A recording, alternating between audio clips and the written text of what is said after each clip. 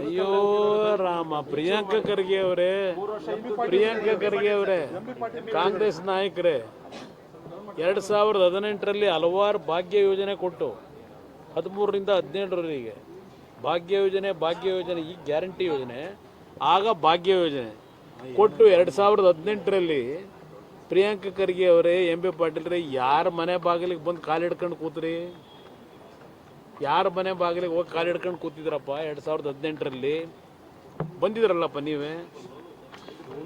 ನಿಮ್ಮ ಅಸ್ತಿತ್ವ ಉಳಿಸ್ಕೊಳಕ್ಕೆ ತಾನೇ JDS ಮನೆ ಬಾಗಿಲಿಗೆ ಬಂದಿದ್ದು. ನಾವು ಬಂದಿದ್ದು ಅಸ್ತಿತ್ವ ಉಳಿಸ್ಕೊಳ್ಳಿಕ್ಕೆ.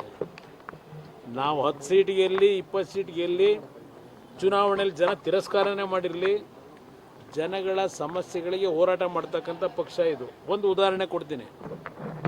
1989 ದೇವೇಗೌಡರು ಎರಡೂ ಕಡೆ ಚುನಾವಣೆಗೆ ನಿಂತು ಸೋತರು. ನಮ್ಮ ಪಕ್ಷ ಗೆದ್ದಿದ್ದು 2 ಸೀಟು.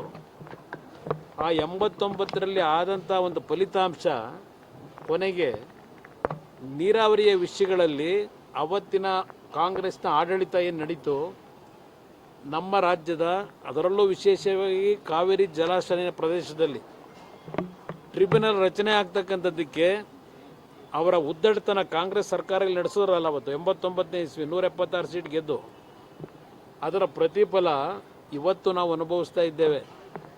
ಇವತ್ತು ಏನು ಡ್ಯಾಮೇಜ್ ಆಯಿತು ಆ ಕಾಂಗ್ರೆಸ್ನ ಆಡಳಿತದಲ್ಲಿ, ಆ ಸಂದರ್ಭದಲ್ಲೂ ಕೇವಲ 2 ಸೀಟ್ ಗೆದ್ದಂಥ ದೇವೇಗೌಡರ ನಾಯಕತ್ವದಲ್ಲೇ ಕಾವೇರಿ ಪರವಾಗಿ ನಿರಂತರವಾಗಿ ಹೋರಾಟ ಏನು ಮಾಡ್ಕೊಂಬಂದಿದ್ದೇವೆ.